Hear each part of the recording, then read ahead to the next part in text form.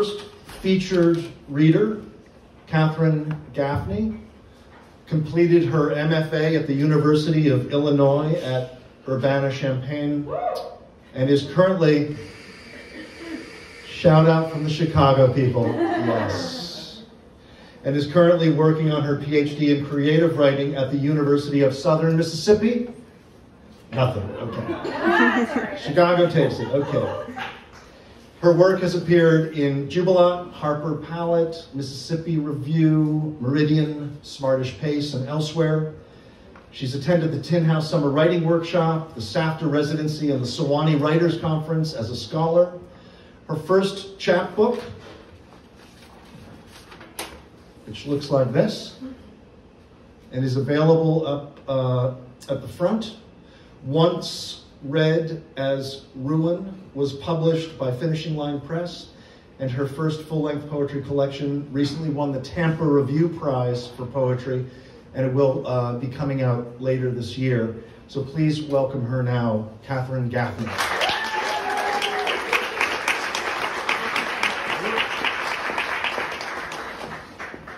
All right, I'm a bit of a shorty. I'm gonna do that thing where I ask, can you all hear me okay in the back? Yes, okay, all right, cool. All right, I'm gonna set up my things. Thank you all for hosting me, and I'm so excited to be here in Baltimore. It's my first time. Really excited to read for you all. I'm gonna read a little bit from my chapbook, and then for my current project, which I'll contextualize for you all as I arrive at that. But to start off, sorry, water bottle on the road, hold on. There we go. I'm going to read a poem by Philip Larkin, which I unabashedly am reading for comps right now in my PhD, so I have the book with me because I was trying to do schoolwork. But I think he's a pretty, if problematic, stellar poet to kind of open up with. So, the trees. The trees are coming into leaf, like something almost being said. The recent buds relax and spread. Their greenness is a kind of grief. Is it that they're born again and we grow old? No, they die too. Their yearly trick of looking new is written down in rings of grain. Yet still, the unresting castles thresh in full-grown thickness every May. Last year is dead, they seem to say. Begin afresh, afresh, afresh. All right. So I'm going to go ahead and read a few poems from the chap. My first full-length collection actually has a lot of crossovers, so if you're like digging the vibe here, keep an eye out from Tampa Review Press for my first full-length collection coming out later this year. I don't have an exact timeline, so unfortunately I can't give you more than that mysterious timeline. All right, this first poem is called The Call. Sundays I hear church bells through my kitchen window. Tuesdays it's sirens. Take a tuning fork to my porcelain sink, re-sing the note for you. Most nights I hear my name, call to tell you to ask, but you say it must have been the wind. Each time I call, I drop a whole herring down my throat, harbor salt in my jaw's hinges, working to equate you with salt, or better yet, summer lightning. So I'd be really cool and do these not in order in the book. I'm not really sure why I made that decision, but we're gonna roll with it for now. Okay, so this next poem is called Found. I've almost forgotten he lives here as we open and close like chicory and moonflowers. Our dog scampers like a tired wind-up toy, but she slows under the dogwood tree yet to bloom, begins to paw as if restoring life. And sure enough, he strides over to the excited, unmown grass, identifies life too, a small rabbit clinging. She has not done it, of that he is certain, but what has? He wades into the house to pull from the roll a white trash bag. I know. So I turn toward the neighbor's fence, cup my face as if a room all its own. I'm trying to twist the bag to leave it airless, he tells, but have to snap the neck. I heard no snap. The bones so small they didn't even warrant a mark of passing. Was he sure? He sighted the blood spatter against the white bag. opened the garage's stuttering jaws and settled the tulip eater beside bags of orange peels and shrimp tails and used tissues. He came back to the sun-warmed deck, sipped his sweating glass of wine as sweat slicked my thighs. All right. This next poem is called At Longhorn Steakhouse. I can't see how we sit in any romance. Sticky booth, fake bullhorns divert indefinable energy that should course across a table of lovers or potential lovers or blow the table to smithereens so we're left with a pile of rubble to make a mess of ourselves on. I'm in love, but I don't like the frame we're in. I want to bring it to the local framing shop and pick out something gaudy and golden. I want our photos black and white for the printers added pink to our cheeks as though we're fresh flush off a mattress or off the smithereen table that is still unrepaired in the Longhorn Steakhouse, where, instead, they screwed in a plaque above the booth. Here lay a young couple in love, may this destruction be proof of the power of love. But I am so concerned with showmanship.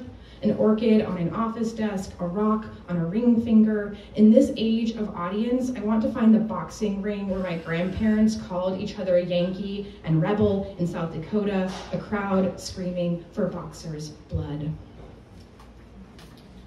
Okay, so this next poem is actually the title poem or quasi-title poem of my forthcoming full-length collection. It's called Like a Salmon or Fool in a Blue House, and Fool in a Blue House is the title of the full-length collection. I feel like a fool in a blue house. Thought I could curate the life we'd live. Read pot herbs in spring, summer dinners on the deck, year-round sex on the couch. Saturday we'd bake bread. Sunday we'd walk in the sleepy evening, steadying ourselves for the week. But we've got none of that, except for sex on the couch. He's bought in, even with the front door open, weather permitting, where extra quiet becomes a game we play. He says his grandmother in old age was like a salmon, wanting to return to Czechoslovakia, fuck then die. Fuck then die is a thought I've had in our bed. How a woman in a too large Oxford shirt communicates sex, for me translates to never getting off my size shirt. Please excuse the post-it notes. It's just the dishes are dry, it could stand to be rehomed, or the mail has piled up again on the counter and I can't find the surface. Perhaps it would be easier to write in a chorus. I've gone about this all wrong. This is not chess or a set of stringy marionettes where, if I leave the pieces for a day, I can return to them unmoved. I think I just have 3 more poems from the chap, and then I'll shift to my current project. So this next poem is called Hole in the Barn Door Quilt. A hole in the barn door means I'm at it again. I'm letting in mice, fox kits to sleep, buried in the hayloft. You wouldn't like it. Wanting only to house animals you intend to keep, who serve your purpose. But I find such narrow definitions useless, for there is a hole in almost everything useful. How else did you get in? Fishwife, penultimate poem. I always like to know where I am in the reading process, so I hope like these little kind of bookmarks help you. Fishwife. It's mostly a life of waiting and counting. Each night I unhook the stars, restrike them the next, all floated matches read before ignition, scales the only glitter tumbling onto my lap. To hear beauty, I fashion earrings from his tired hooks and bait, brightest in my shiplap shack. He's well salted from years of ocean spit and slap. But it all falls away when honey tea hits his belly, when he calls me kitten, slips his hand to the soft of my thigh. It's a ritual of bringing him back to land. I've taught myself all the right knots that lasso his waist back to his chair, our bed, my table. I am a denounced planet he burns for. It sounds bad, but it's balance. Not so key that the winds listen for my footfall, but not so forgotten that they sweep me up and out like the nests of fur I brush out the door.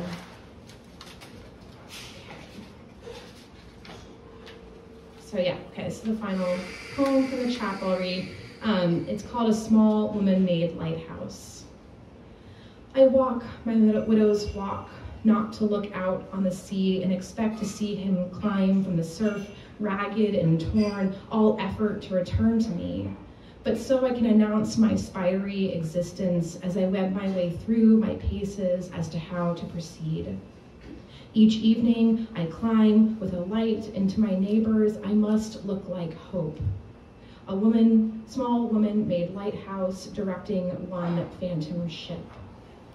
But the light is for me to watch my hands age each night, for the veins that spider their way up from my palm's depths, to watch how night floats through sleep that escapes me, to watch how empty this house is without him. But empty is a treacherous word, often a placeholder for grief, for the missing, subtraction. But what if I see this word as addition? For the space I've gained in the wardrobe, for the far fewer dishes left in the sink, for the bed I can starfish my way through sleep when I find it, and not feel guilty for finding him on the floor. And what if he sees his subtraction as gain? For he has left behind the pressures of closing the house's shutters for storms, of holding my hand when we walk into town. What if he lies on another beach somewhere and knows that all he owns is his body and that the sand is not his and he has no desire to make it so, and the palm trees are not his and yet they drop coconuts for him as the rain falls for me and I open my mouth knowing no one will turn the corner and interrupt my joy. Okay, so the project I'm working on right now is pretty different from the chap in the first full length. Just for some brief context, and this first poem I'll read was published in Smartish Pace, which is how I was invited here, so I figured I would start with it reading from this project.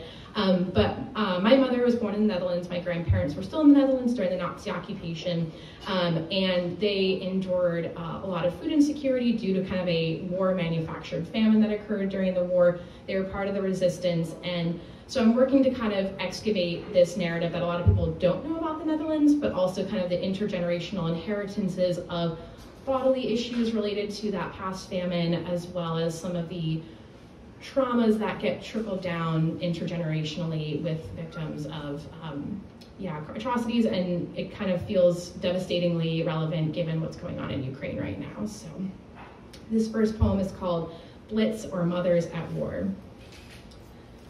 On the radio, a journalist tells of how she huddled with women in a building in Baghdad they couldn't be certain would stand through shell fire. When asked for my religion, I told them I believe in God. When asked to sing, she sang a hymn, a nod toward her belief. As the deafening quiet pooled, the women asked the journalist if she was a mother. She is. One of the women grabbed the journalist's breast and laughed at the idea that a breast no larger than a clementine could feed a child.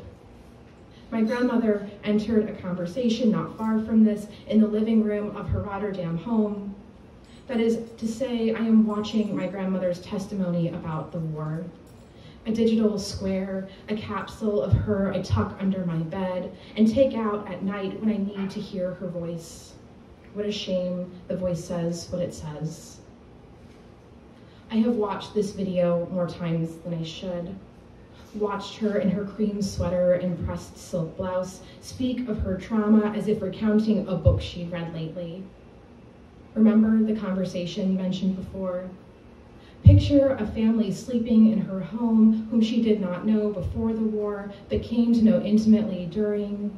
Coffee maybe, a chocolate early on. They took quiet dark nights after the children fell asleep. Two couples murmured things like wrath, psalm, creed, and birth. But back to the radio. Not the radio my grandmother hid, a child never revealed for fear of the world cannibalizing her. Back to the hand communicated through the ear as it reaches out again and again, unendingly, to grab the journalist's breast. I set this action in the living room over coffee, thin, largely water, now mother to mother, talking of wartime births, not virginal. The dry well my grandmother's chest puckered to after months of meager rations and foraging beyond the suburbs. my grandmother stuttered over the word breast. Think how this maternal nocturne might crescendo if the room's other mother grabs my grandmother's bust. But what if she asked to feed my grandmother's infant? A gesture of gratitude for the roof, clean bed linens, and secrets kept of their belief in God. On tape, my grandmother speaks of the gas stove shaking. The interviewer asks my grandmother to repeat herself. The stove, where we boiled the hot water for coffee, shook. And by this, my grandmother meant to tell of the firestorm that swallowed her city, rocked her house, drew her to her knees. I feel like I don't want to take up too much time, so I think I'm going to read one more poem and then hand it over to the open mic people. Okay. So for a little more context with that, my grandparents did hide a Jewish family for a bit of time during the hunger winter, which was the name for the famine that occurred in the Netherlands during the Nazi occupation. And so this next poem kind of explores their name, which was konijn, which means rabbit in Dutch. And so this poem is called, in which I explain that konijn translates to rabbit. In his testimony, my grandfather tells the surname of the family he and my grandmother sheltered was konijn. Animal surnames, he added, were common among the Dutch Jewish community. I do not know if this truth is broadly applicable, could not even verify it. In letters, At rarely called my grandmother Aplonia, much less the name I knew my grandfather to call her, Plony, to tell her he finished planting the hyacinths or rehanging the back door so it no longer shrieked as they let the dog in and out of the yard. At called her Plusia, which translates to bunny or little rabbit. In his testimony, my grandfather mentions that during the hunger winter, he could not bear to kill a rabbit for so little meat. The subtext I hear is he could hunt as long as death was worth the food it might yield. As a child, my mother asked for a pet rabbit, a hutch she knew her father could build. But my grandparents offered her the smell of soiled cedar chips and damp fur, the argument that an animal could not be confined in such a way, and concluded with no. I am sure here you see my seams as I stitch together rabbit in the story I work to tell, how so many people were rabbits for my grandfather. I suspect he could not kill rabbits, not for the weight of meat the dead animal would bear, as he claims. For I have eaten rabbit, meat so dark, the bodies could have been plums. Thank you so much for listening.